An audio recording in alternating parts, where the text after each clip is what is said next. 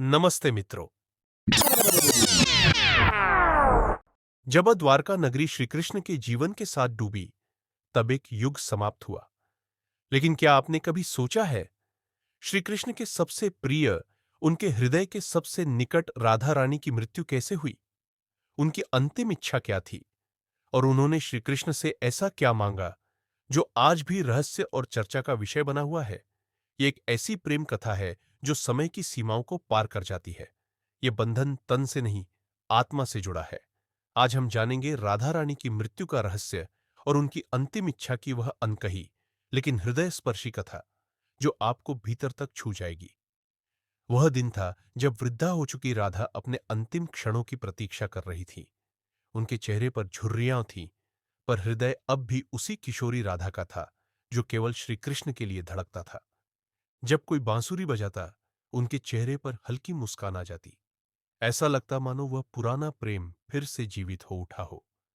मथुरा छोड़ने के बाद राधा ने कभी विवाह नहीं किया। वह एकांत कुंज में रहने लगी, दिन रात श्री कृष्ण की प्रतीक्षा करती। गांव के लोग उन्हें एक साध्वी समझते थे, पर कोई नहीं जानता था कि वह राधा है, श्री कृष्ण की राधा। एक शाम राधा यमुना तट से लौटकर तुलसी के पौधे के पास बैठ गई।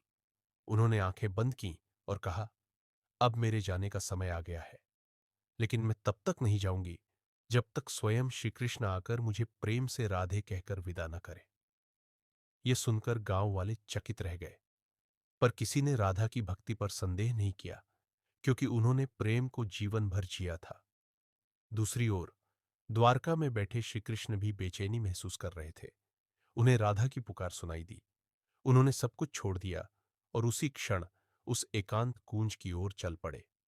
जब वे पहुंचे, राधा तुलसी के वृक्ष के पास बैठी ध्यान में लीन थी। कृष्ण ने धीरे से कहा, राधे। राधा ने आंखें खोली। उनके चेहरे पर प्रकाश छा गया। उन्होंने मुस्कुराते हुए कहा, प्रभु, अब मेरी आत्मा विश्राम चाहती है। कृष्ण ने उनका हाथ थामा। राधा ने वहीं शांति से अपने प्राण त्याग दिए। जहां राधा ने देह त्यागी, वहां एक अद्भुत पौधा अंकुरित हुआ। गांव वाले उसे राधा वृक्ष कहने लगे। लेकिन उस वृक्ष के नीचे एक रहस्य पल रहा था, राधा के पुनर्जन्म का। उन्होंने जाते जाते कहा था, जब इस धरती से प्रेम का अर्थ मिटने लगेगा, तब मैं फिर लौटूंगी। बरसाने से कुछ दूर एक किसान के घर एक कन्या जन्मी। नाम रखा गया ललिता। वह साधारण नहीं थी। वह बिना सिखाए बांसुरी बजा लेती थी। उसकी धुन सुनते ही पेड़ झूम उठते, पक्षी गाने लगते।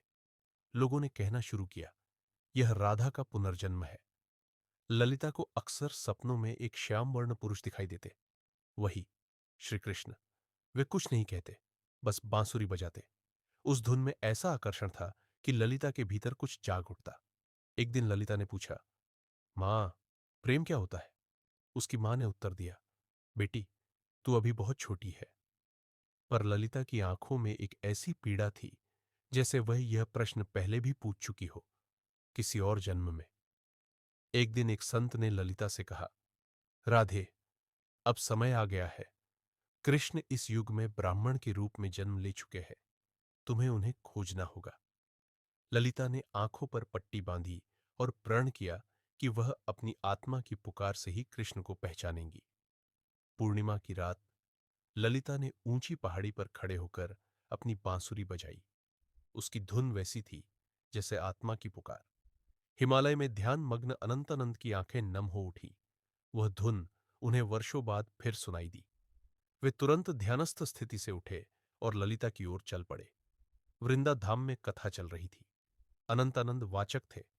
ललिता भीड़ में दूर खड़ी थी, पर उनकी आवाज सुनते ही उसका हृदय कांप उठा। एक पल के लिए दोनों की निगाहें मिली। समय ठहर गया। अनंतानंद मंच से उतर आए, ललिता के पास पहुंचे। ललिता ने धीरे से पूछा, क्या आज भी मेरी आवाज सुनाई देती है? अनंतानंद ने आंखों में झांकते हुए कहा, राधे, तुम आ गई। दोनों की आंखें भर आईं। यह आत्माओं का पुनर्मिलन था। अगले दिन वे राजसभा में उपस्थित हुए। राजा, पंडित और जनता के समक्ष उन्होंने प्रेम की परिभाषा रखी। अनंतानंद बोले, प्रेम वासना नहीं, आत्मा का मिलन है। यह तन से नहीं, त्याग और समर्पण से होता है। ललिता ने कहा, मैंने अपने प्रेम को सिद्ध करने के लिए परीक्षा दी है। आंखों पर पट्टी बांधकर उन्हें आत्मा से पहचाना है। सभा मौन हो गई। फिर राजा ने कहा, अब समझ आया कि विवाह समाज की रीति है, पर प्रेम वह आत्मा की सच्चाई है। मैं इस प्रेम को स्वीकार करता हूं। युगों बाद राधा और कृष्ण का प्रेम संपूर्ण हुआ। प्रेम जो आत्मा से जुड़ा है, न कि देह से। अगर आपको यह कथा अच्छी लगी हो तो वीडियो को लाइक करें, चैनल को सब्सक्राइब करें और राधे कृष्ण कमेंट में लिखें। हम इसी तरह की दिव्य प्रेम कथाएं आपके लिए लाते रहेंगे।